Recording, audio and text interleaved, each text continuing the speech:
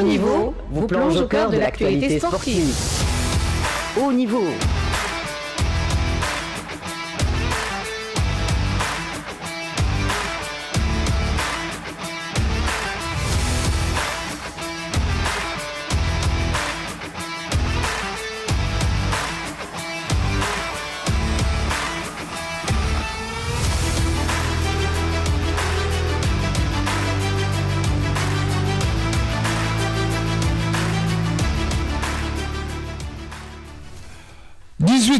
Sur les ondes de Radio Tunis International, on revient au studio pour la deuxième heure de Haut Niveau avec les amis de toujours, Radi Ben Ali, Mourad Ayari et puis Monji Ben Brahim. On salue une auditrice à l'écoute qui s'appelle Wim Daboussi. Sinon, beaucoup de réussite pour les bacheliers qui sont actuellement en train de passer le bac.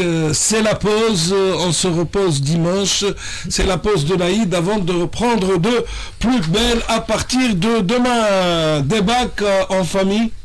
Radi, non, pas pour moi. Pas pour toi, pas pour Radi. Pas pour moi non plus. Pour moi non plus. Moi, j'ai Aïchoucha qui passe le bac cette année. Je lui souhaite beaucoup de succès. Je disais donc, c'est la deuxième heure de Haut Niveau avec Faisal Helali côté technique et puis Rim Trabelsi pour la production digitale. Les voix sont celles de toujours que je viens de vous proposer, de présenter plutôt. Et qu'on ne présente plus Radi, Munji et moi-même jusqu'à 18h pour parler de sport. On parlait de l'étoile, messieurs, tout à l'heure. On devait avoir l'ami Hatem Mergaïg pour nous en parler. Tu devais dire quelque chose. Non, juste pour parler tennis, parce que Sinner a breaké au meilleur moment du match. Il a mené 5-3. Après, sur le service d'Alcaraz, il a eu 3 balles de 7, il menait 0-40 sur le service d'Alcaraz, il les a ratés et Alcaraz qui revient 5-4. Maintenant, Sinner va servir pour le gain du set et par conséquent pour le gain du match.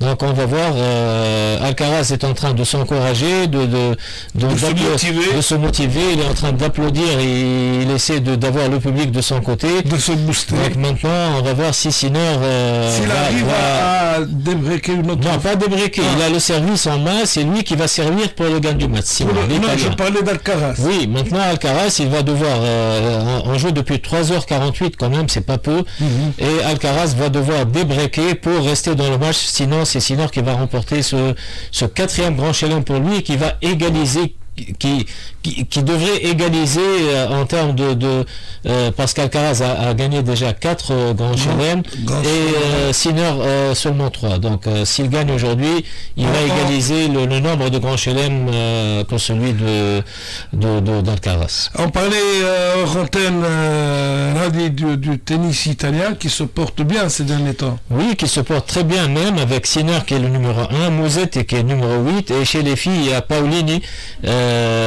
malheureusement qui n'a pas fait un bon Roland Garros mais qui avait remporté le tournoi de Rome chez elle, donc voilà, le tennis italien se porte très bien. Le tennis italien se porte très bien. Je rappelle qu'à l'époque il y avait également Pietrangeli, sinon Adriano Panatta, le beau Adriano Panatta. On continue très rapidement à parler de l'étoile. Messieurs, tout à l'heure en antenne, je disais à Radi, il est également question de la Sadridi qui a déjà eu un premier passage à Sousse à la place de Mohamed Mkacher. Ce sont là, je le précise bien, ce sont là que des supputations. Oui, j'ai vu ça sur les réseaux sociaux, donc je ne sais pas si ça va être vraiment le cas ou pas. Cash qui devrait partir et devrait être remplacé. On ne sait pas pourquoi il va partir. Parce que c'est moi qui a toujours appelé à ce que on prolonge le contrat d'Omkash. Il a réussi une belle. Disons qu'il a réussi une très belle remontée. Après, malheureusement, il a perdu beaucoup de points, surtout à Sousse. Et ça, on ne lui a pas pardonné, je pense, ses choix, parce que quand tu joues face à Gafsa à Sousse, que tu mènes 1-0, que tu joues les arrêts de jeu, tu ne te fais pas contrer de la sorte. On lui a donc reproché cela. Après, tu perds en coupe face au Stade Tunisien. Avec pratiquement toute l'équipe qui est dans la moitié du terrain. Voilà, donc après, tu perds à Sousse face au CSS, un match qui devait te qualifier à la Champions League. Tu te fais éliminer en Coupe de Tunisie. Tu te fais éliminer à Sousse face au Stade Tunisien. Donc on ne lui a pas reproché ça. Peut-être que c'est un peu quelque part la cause du départ d'Omkash, mais je n'ai pas encore d'écho sur ça. Je disais tout à l'heure, pardon Mounji, je disais que Hatem Margaïk devait intervenir, mais il a des engagements avec la télévision de l'Étoile. Je n'étais pas au courant de l'existence. Oui, ça a été lancé au moment des festivités du centenaire. Donc c'est une chaîne, ils ont montré beaucoup de choses, des documentaires sur l'Étoile, des interviews, etc. Donc, ils ont un programme qui commence, qui a déjà normalement commencé. À 17h, ils devaient se réunir pour en parler et la diffusion devait commencer vers le coup de 18h. Il a eu une interview de ZOBLB sur cette chaîne, justement, donc c'est une chaîne qui est en train d'être suivie. On croise les doigts pour cette chaîne de l'Étoile. Moi, j'y rappelle. Et juste une petite parenthèse, Mounji, parce que tu disais que c'était fini, je te disais que le match n'est pas encore fini. C'est 40-15 pour Alcaraz sur le service de Sinner, donc il peut toujours revenir, comme je te l'ai dit. Quelle forte personnalité. Les joueurs aussi de l'Étoile doivent assumer, parce qu'on a vu la situation de l'Étoile dès l'arrivée d'avoir accepté cette situation par Mohamed Mkachar, et les joueurs doivent assumer aussi, parce qu'encaisser un but de cette manière-là contre le Khawaf El-Redi à Begafsa pour le match nul, l'Étoile jouait le titre.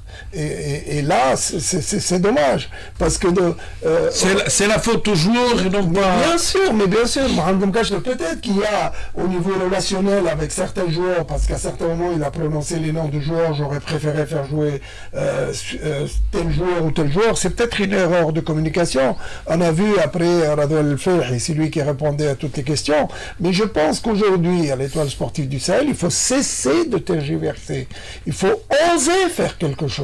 Vous avez tous les moyens, tous les ingrédients pour pouvoir être parmi les meilleures équipes du championnat de Tunisie aujourd'hui. Et je crois que le fait aujourd'hui de gérer de cette manière-là ne va pas appeler à... Et c'est pour cette raison qu'il fallait corriger certaines choses. Et c'est pour cette raison que j'ai voulu et j'aurais aimé qu'il soit reconduit. Mais maintenant, on ne sait pas. Parce que ça, c'est très très important. On ne connaît pas en interne ce qui se passe. Et là, pour pouvoir donner un avis. Et je pense qu'il y a eu une cassure avec certains joueurs. Et je pense que le message ne passe plus. Et c'est pour cette raison qu'aujourd'hui, certainement, il y aura le changement d'entraîneur. On souhaitera au nouvel entraîneur bonne chance pour la suite. Et 5-5 pour Alcaraz qui revient dans le match. On disait tout à l'heure que c'est loin d'être fini. On salue une auditrice, je me rappelle, elle voulait une deuxième dédicace, c'est Wiem que nous saluons. Elle est à l'écoute à partir de Paris.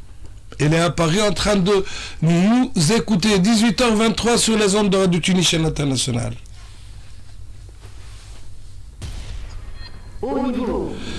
Et au niveau se poursuit donc jusqu'à 18h avant de parler de Nation League, de la finale de ce soir entre le Portugal et l'Espagne.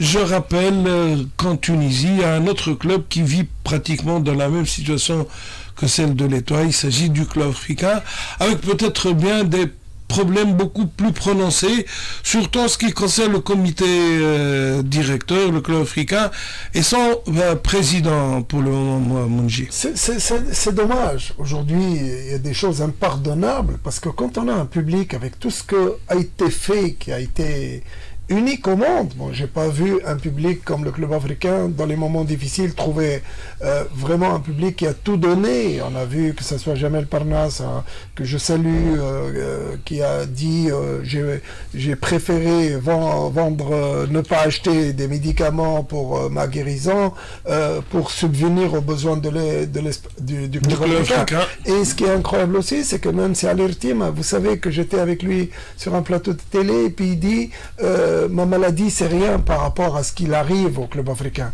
Pourquoi en arriver là quand on a un public de cette qualité-là? Et c'est ça qui est dommage, parce qu'aujourd'hui, Dieu merci, il y a un financier, M. Fergie Chambers, à qui on souhaite bon mariage.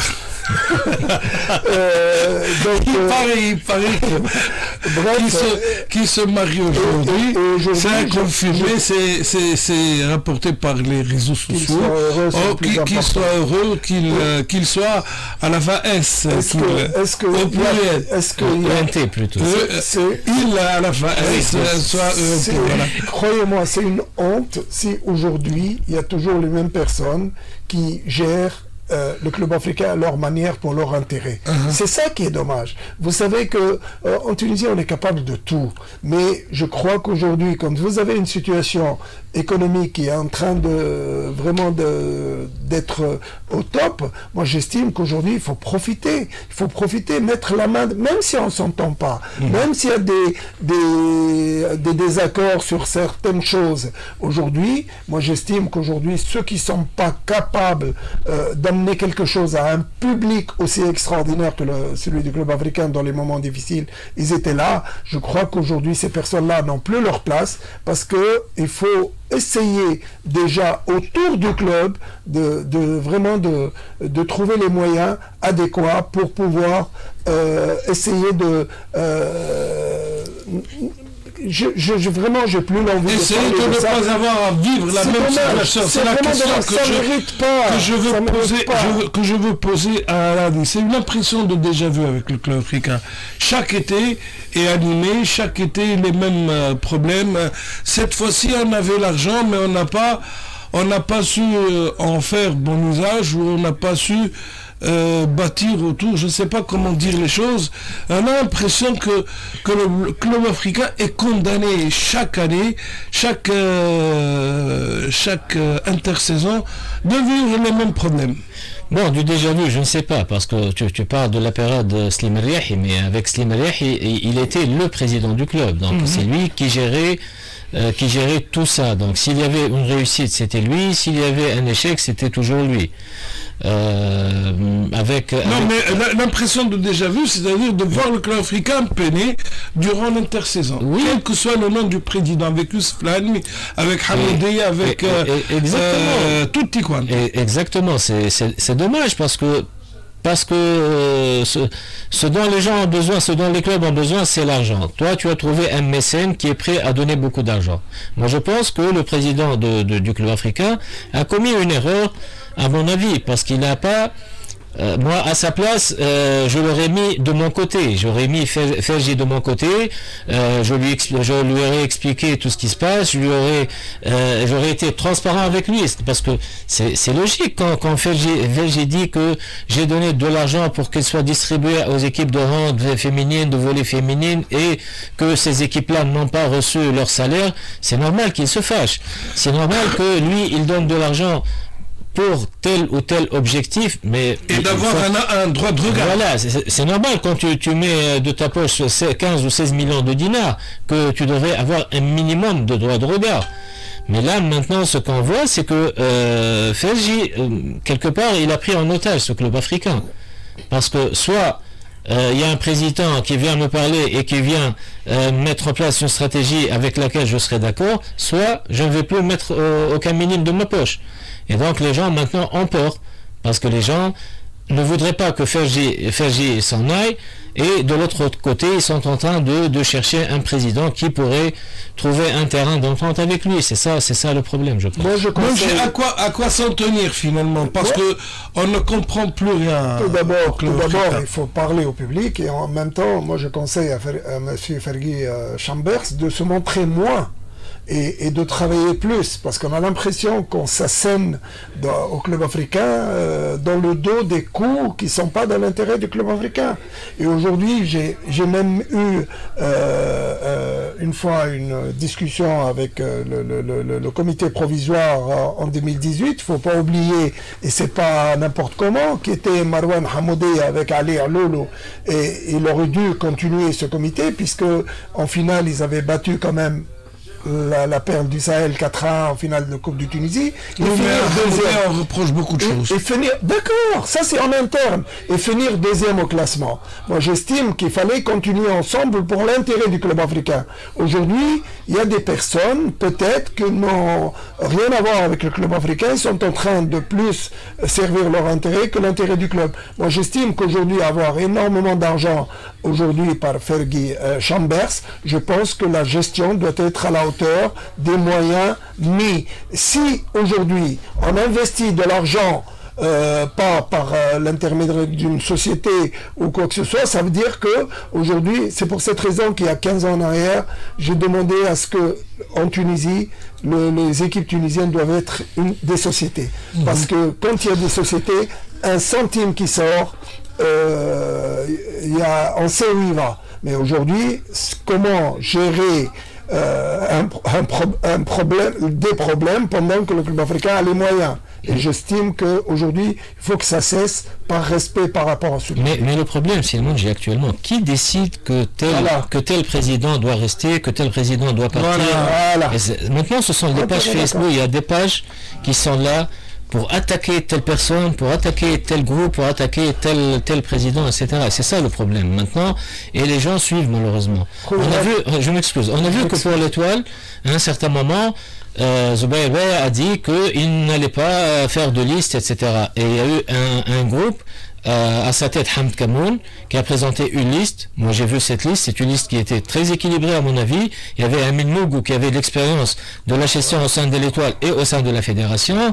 Il y avait le fils de Madame Zohra Driss qui donne beaucoup d'argent, donc il y avait quelque part quelqu'un derrière pour donner de l'argent. Et après on a vu beaucoup d'attaques sur Facebook, et ce qui a fait que Hamd Kamoun a retiré sa candidature, et on ne sait toujours pas pourquoi il y a eu cette attaque, pourquoi il n'a pas continué, qui est derrière ça, etc. Maintenant, on a vu que Zubair, dans son interview, il a dit qu'il n'allait pas présenter de liste, qu'il a organisé une assemblée générale extraordinaire, élective, et personne ne s'est présenté, et que lui, il va continuer en tant que bureau intérimaire. Jusqu'à quand ça va durer cette situation, on ne le sait pas. Donc voilà, qui décide, qui fait quoi, et ce sont malheureusement, ce sont les réseaux sociaux maintenant qui gèrent le sport en Tunisie. Malgré les réseaux sociaux, on doit apprendre que la liberté d'expression, elle a une limite. Et on doit respecter cette limite aujourd'hui, parce qu'aujourd'hui, ce qui se passe, en plus, les hommes ou les femmes à l'Étoile sportive du Sahel, tout le monde est prêt à aider l'Étoile sportive du Sahel. Il faut trouver juste un compromis. Il faut arrêter. On serre l'Étoile, même si on ne s'aime pas, on serre l'Étoile. On aime. Facile à dire. Oui, je sais. Mais c'est ça qui est malheureux. Il y a beaucoup d'ego dans tous les clubs tunisiens. Il faut savoir mettre les personnes à la place qui est au mérite. Et aujourd'hui, au club africain, c'est pas le cas. On a mis des personnes pour gérer le club qui n'étaient pas vraiment des personnes qui sont capables, je ne parle pas au niveau financier ou quoi que ce soit, même au niveau de la direction technique. Moi, j'estime qu'aujourd'hui, c'est un moment pour montrer au public le respect total, c'est de mettre les personnes compétentes à la place requise. Mais malheureusement, les personnes compétentes ne veulent plus de responsabilité au sein des clubs à cause justement de ce qui se passe au niveau des réseaux sociaux. Il y a des gens qui ne veulent pas être insultés ou être... voilà. Bah, j'attendais une transition comme celle de tout à l'heure. Voilà. Par rapport par rapport au spectacle de ce soir. Ben oui, par rapport à ce qu'on a vu au cours de semaine entre l'Espagne et la France, et par rapport à ce qu'on va voir tout à l'heure, exactement.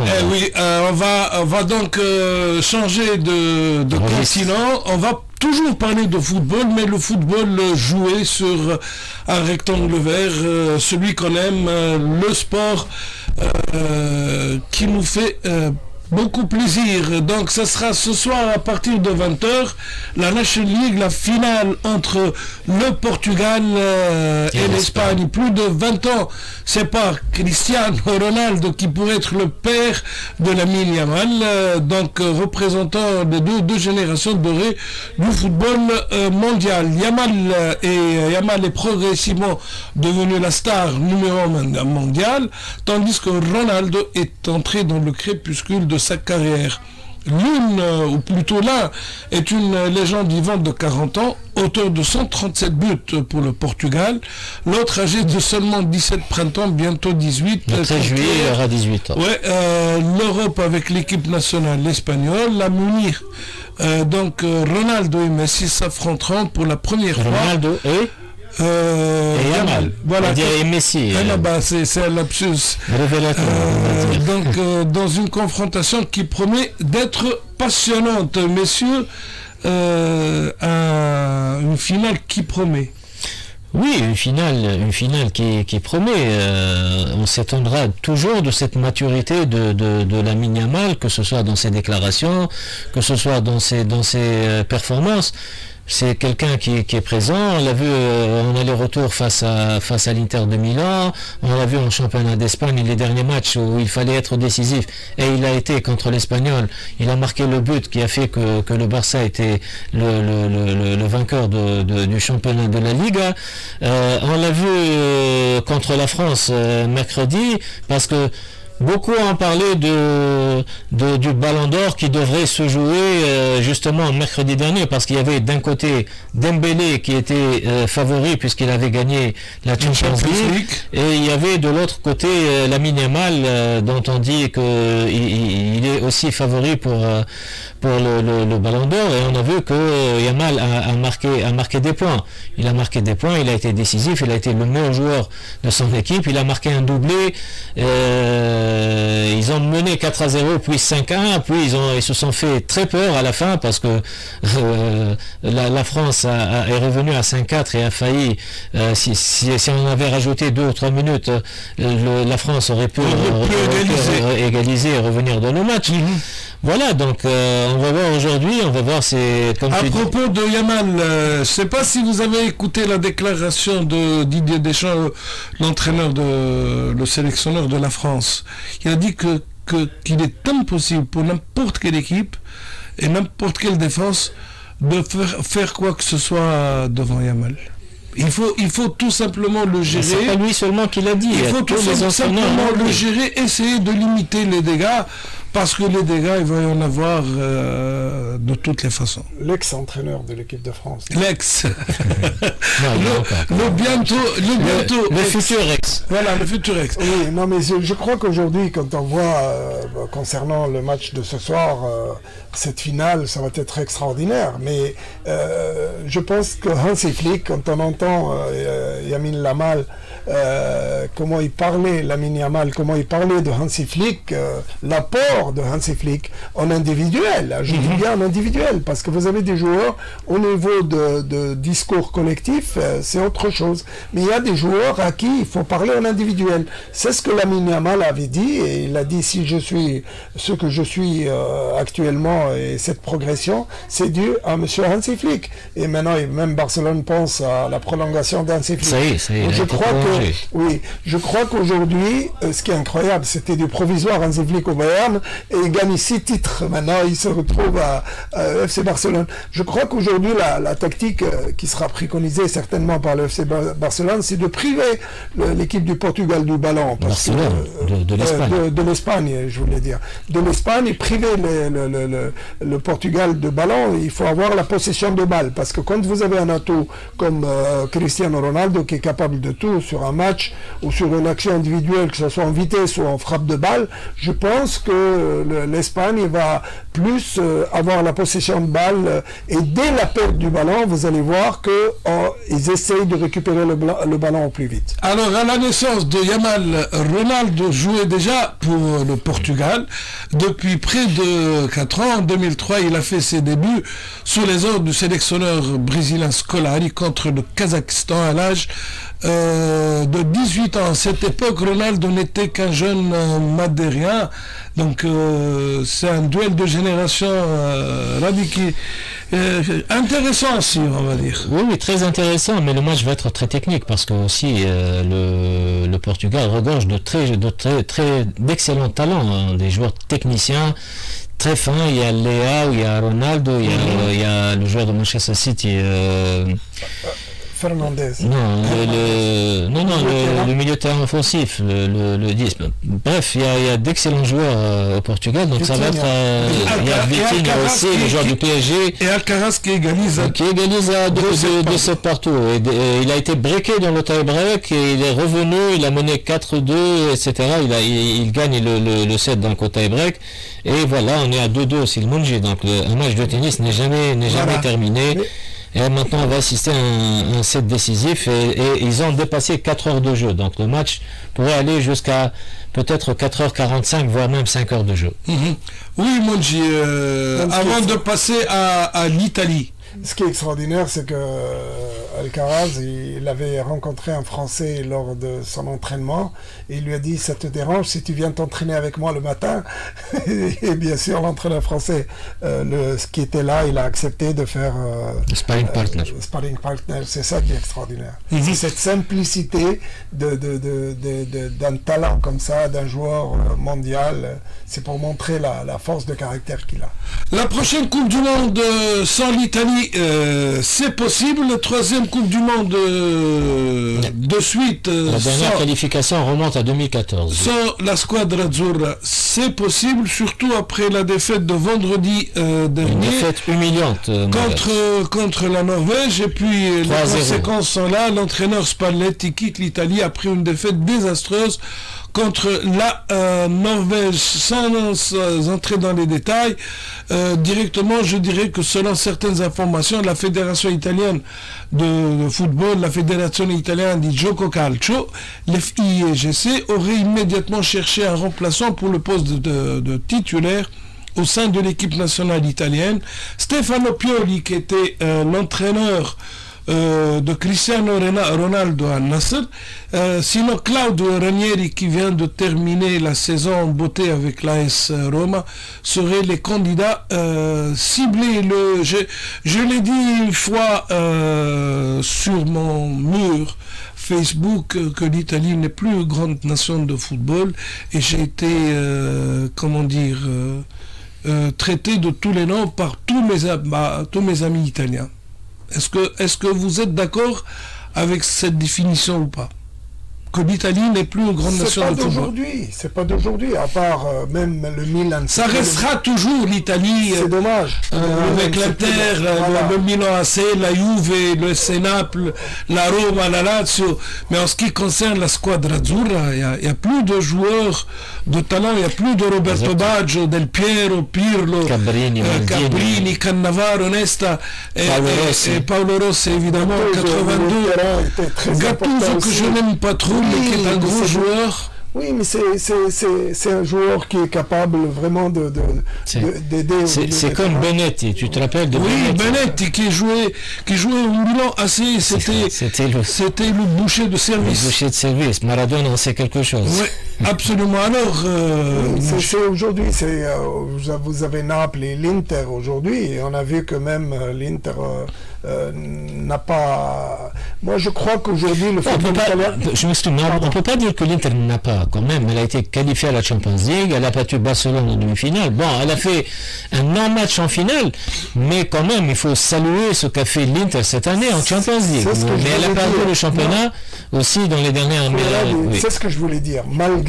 Malgré la défaite et tout, l'Inter, elle était là. Napoli aussi, on a vu que le championnat jusqu'au dernier moment était c'était vraiment magnifique à voir et tout ça.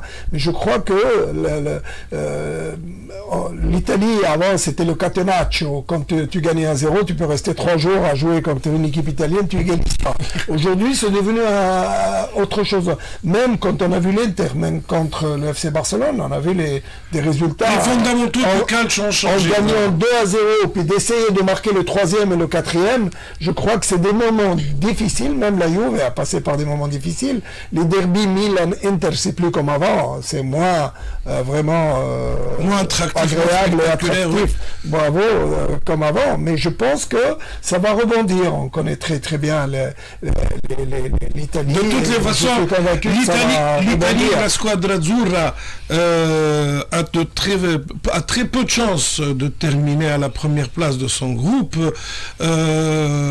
que possède donc ou qu'occupe plutôt la Norvège de Haaland. Sinon, l'Italie pourrait se qualifier en terminant à la deuxième position. Non pas comme meilleur deuxième, mais en passant par les matchs barrages. Lesquels matchs barrages n'ont pas très réussi à l'Italie. Oui, lors des 2 dernières éditions, l'Italie a été éliminée lors des barrages, justement. Donc, ça va être très dur pour l'Italie, et surtout moralement, comment faire, etc. Surtout en perdant 3-0 en Norvège.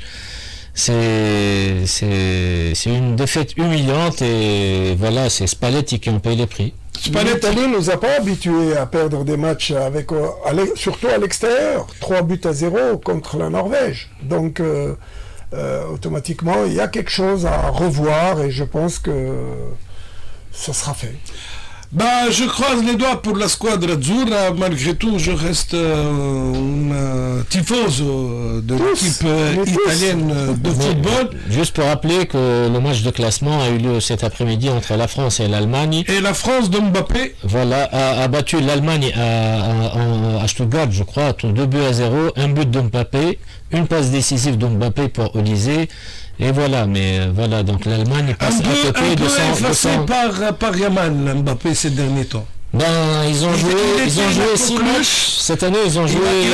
Pas cette année, avec l'équipe de France, depuis l'année dernière jusqu'à cette année, ils ont joué 6 matchs. Et à chaque fois, c'est Yamal qui marque, et à chaque fois, c'est Yamal qui est décisif. Mais bien et à chaque fois, c'est Yamal qui s'impose. Qui a gagné les 6 matchs. Mais bien que Mbappé aussi a marqué beaucoup de buts, mais à chaque fois il a perdu. Donc, quelle sérénité et quelle tranquillité de ce Yamal, ce jeune. C'est pour vous montrer l'éducation du post-formation qui est très très importante. Et regardez ce joueur-là, vraiment... C'est fabuleux, c'est magnifique. Et on est capable d'en avoir des joueurs comme ça en Tunisie si on privilégie la formation à bon escient. Voilà, 18h46, je rappelle que la finale, le coup d'envoi sera donné à 20h. On va revenir en Tunisie pour parler du sport fétiche de notre ami Radi, même s'il est omnisport.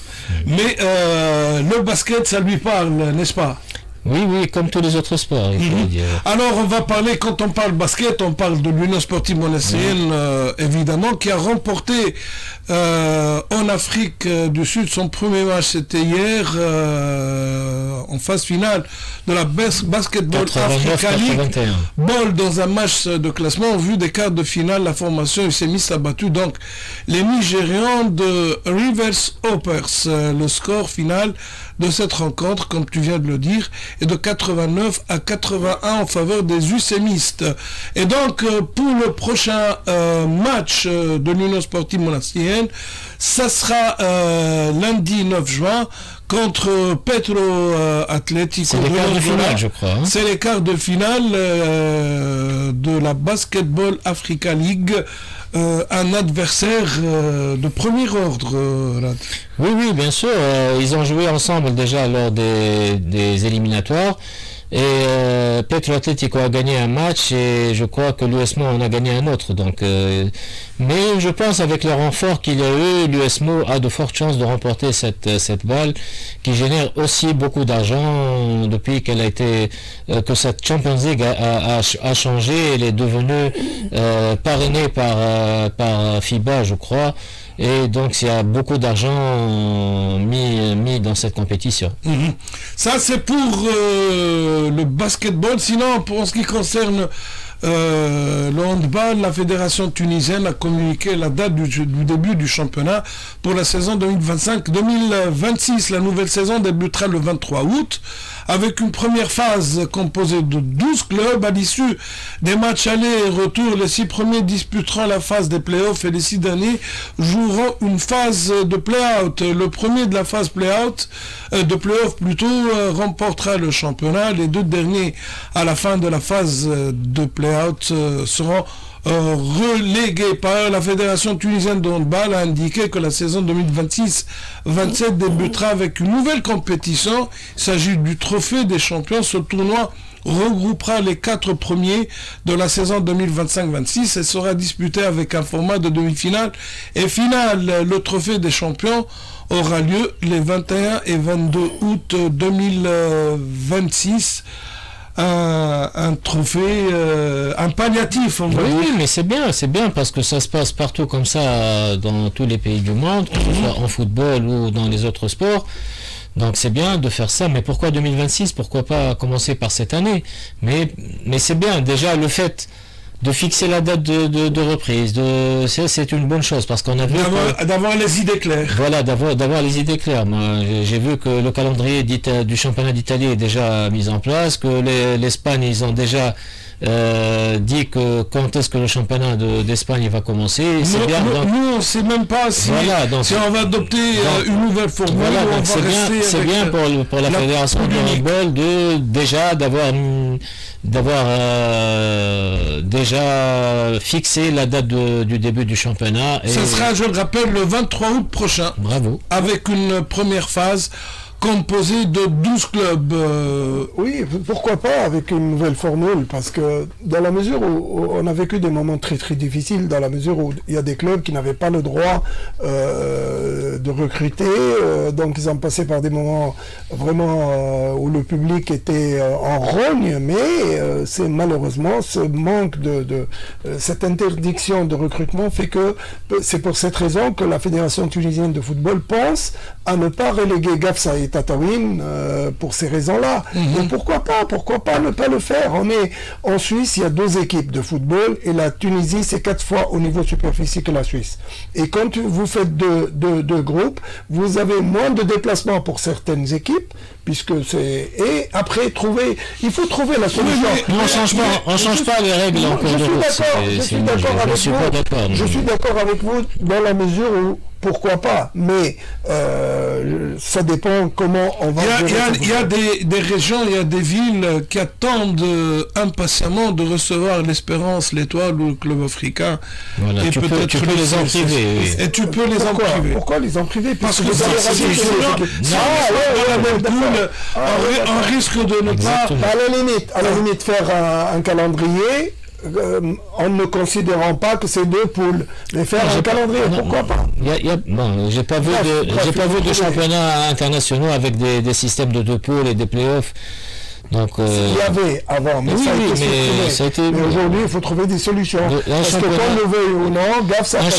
Un championnat se joue sur la régularité, à mon avis. Gafsa, donc il faut... Gafsa, c'est une équipe qui joue bien au football. Malheureusement, qu'on le veuille ou non, Tataoune aussi, à certains moments, pendant 6 mois, les joueurs ne sont pas payés. Et aujourd'hui, pour pouvoir régulariser cette situation-là, il faut trouver une solution, mais c'est la dernière. Oui, la dernière vient de la dire, de la donner notre ami Monji Benbrahim. L'avant-dernière, parce que la dernière, comme maintenant, je pense que Sina est en train de fléchir et déjà on est au 5e set. Après presque 4h23 minutes de jeu et Alcaraz est en train de très bien jouer, il mène déjà 2 jeux à 0, il a déjà breaké Sinner et on voit que Alcaraz est en train de se motiver et qu'il est en excellente forme contrairement à Sinner qui est en train il est peut-être beaucoup plus fort sur le plan mental.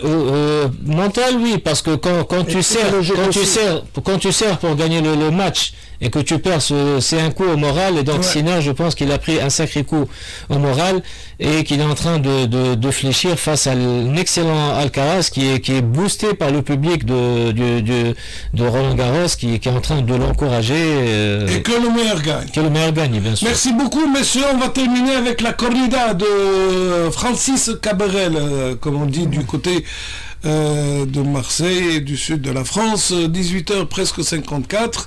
Monji, merci beaucoup, heureux de te retrouver. Ravi, pareillement, on se retrouve dimanche prochain, quelques jours avant le début de la Coupe du Monde des clubs. On en parlera plus longuement. Merci Faisal Eleli pour la collaboration technique. Rim Trabelsi pour la production digitale. Bonne semaine à tutti quanti. Eid comme Mabrouk à nouveau. Et puis à très bientôt. Merci.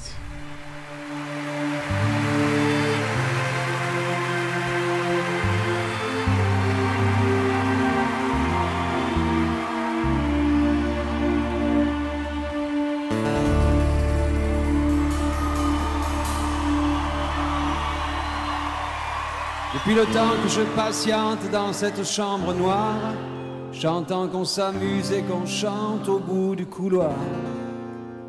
Quelqu'un a touché le verrou et j'ai plongé vers le grand jour. J'ai vu des fanfares, des barrières et des gens autour.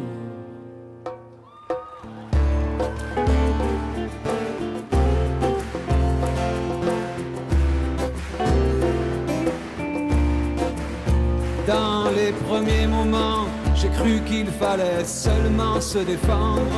Mais cette place sans issue, je commence à comprendre. Ils ont refermé derrière moi, ils ont eu peur que je recule. Je vais bien finir par la voir, cette danseuse ridicule.